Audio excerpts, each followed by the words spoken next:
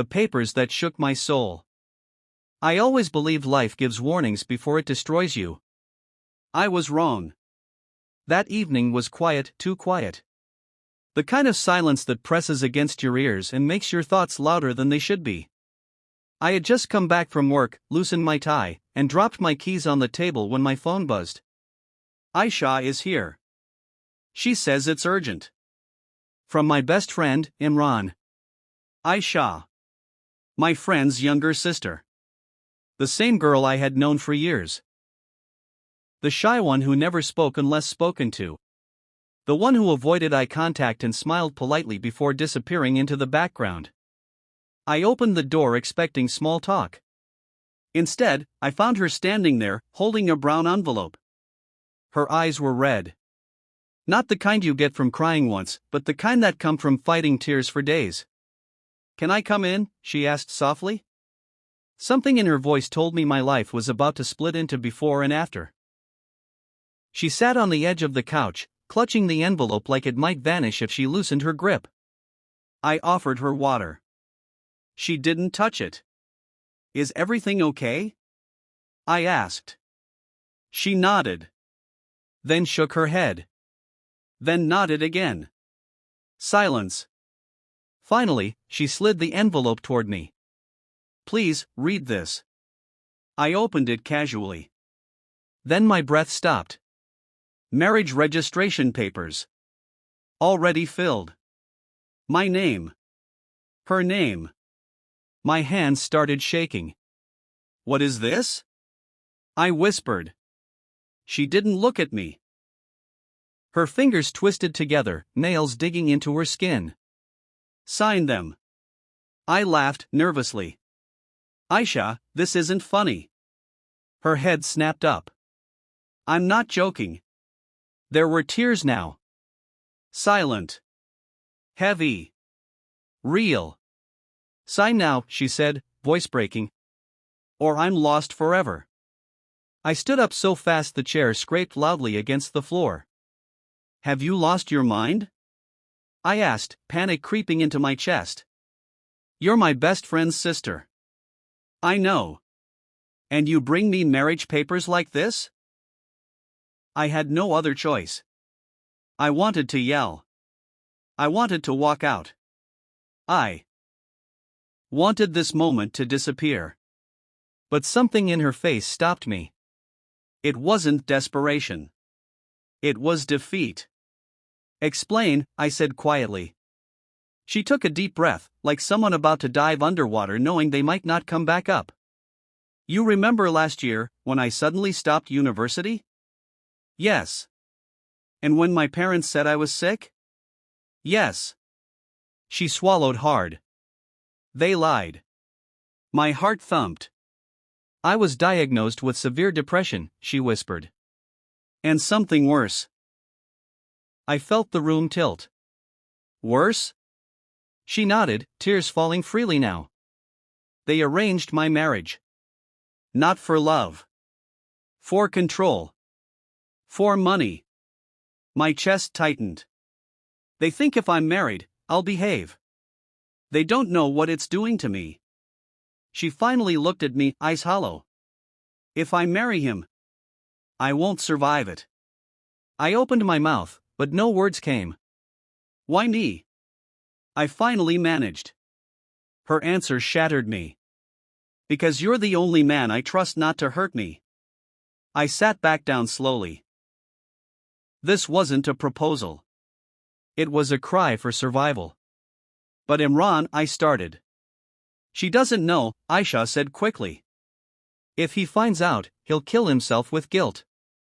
The envelope sat between us like a bomb. "I don't need love," she said. "I don't need promises. I just need safety." She slid a pen toward me. "One signature," she whispered. "One life saved." My hand hovered over the papers. And in that moment, I realized. Sometimes kindness doesn't come wrapped in happiness. Sometimes it arrives shaking, broken, and begging. I didn't know what I was going to do. But I knew one thing. If I chose wrong, someone would be destroyed forever. the truth she hid from everyone. I didn't sign the papers that night. Not because I didn't care, but because my hands were too afraid to move. Aisha noticed. Her shoulders slumped, like she had expected this moment, like rejection was already written into her fate. I understand, she said quietly. I really do. She stood up, wiping her tears as if apologizing for having them. I shouldn't have come here. Something inside me snapped. Sit, I said. She froze. I picked up the papers again. You don't drop something like this on someone and walk away. She sat. And then she broke. I've been tired for so long, she whispered. Not sleepy tired. Life tired. Her voice was empty now, like emotions had drained out hours ago. Every morning I wake up disappointed that I didn't die in my sleep. My heart stopped. I smile so people don't ask questions, she continued. I eat so my mother won't force food into my mouth. I breathe because I don't want my brother to blame himself. Tears rolled down my face before I realized it. No one knows, she said. Not my parents. Not my friends. Not even Imran. I clenched my fists. Why didn't you tell him? Because he believes I'm strong.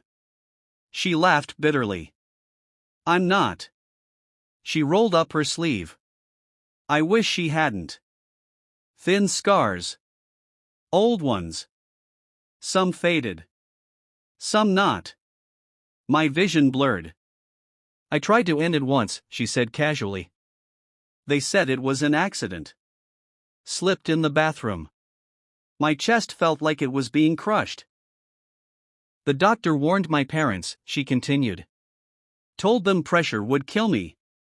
She smiled sadly. They responded by fixing my wedding date.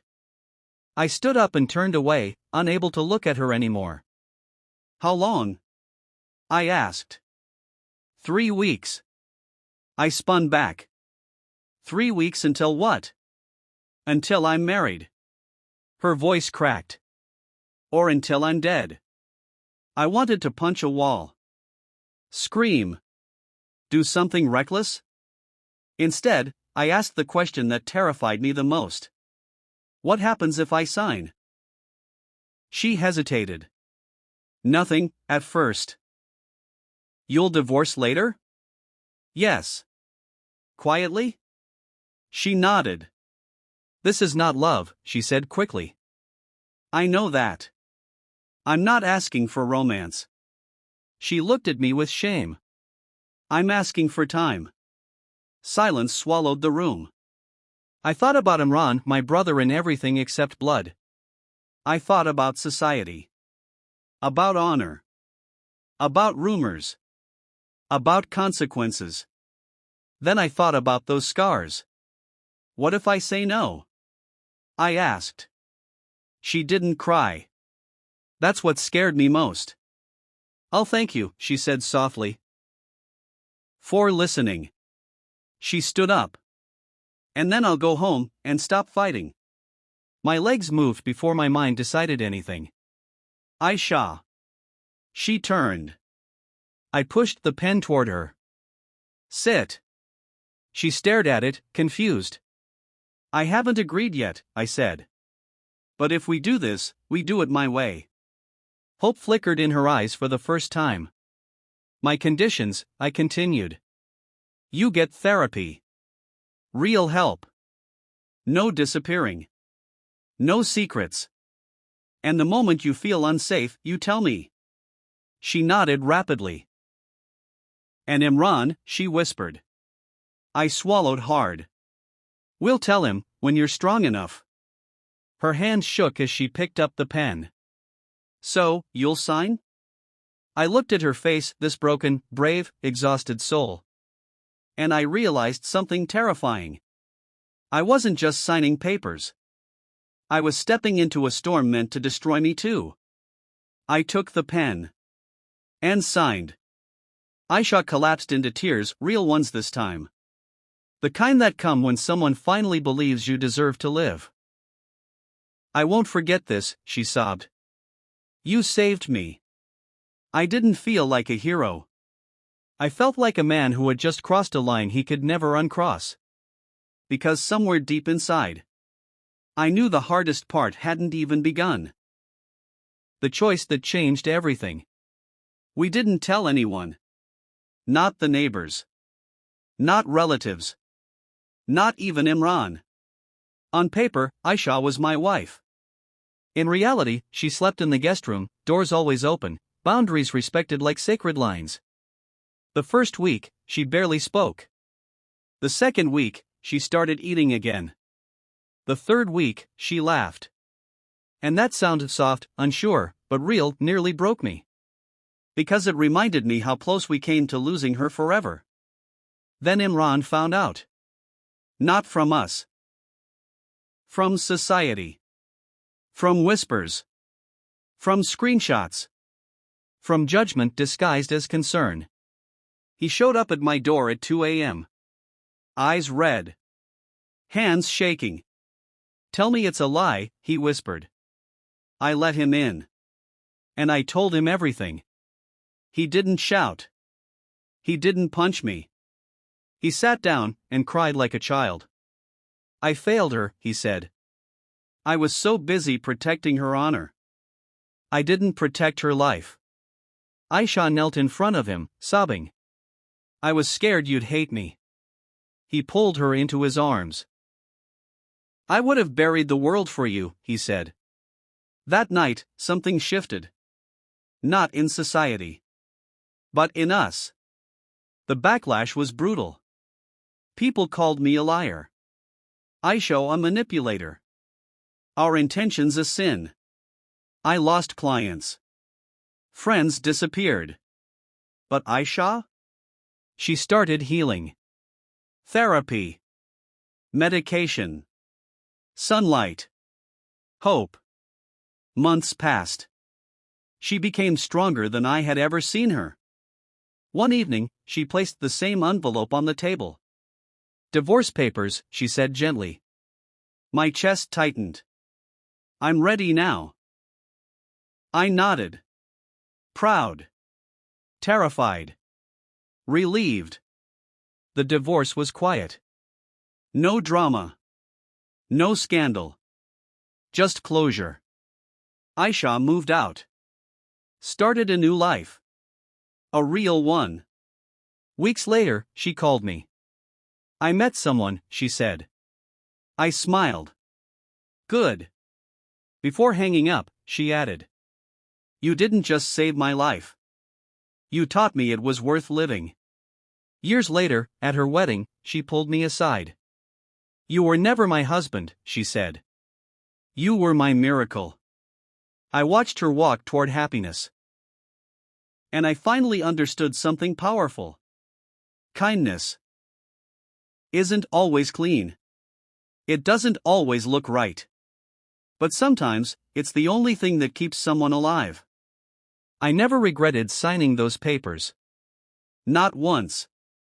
Because I didn't marry her. I chose humanity.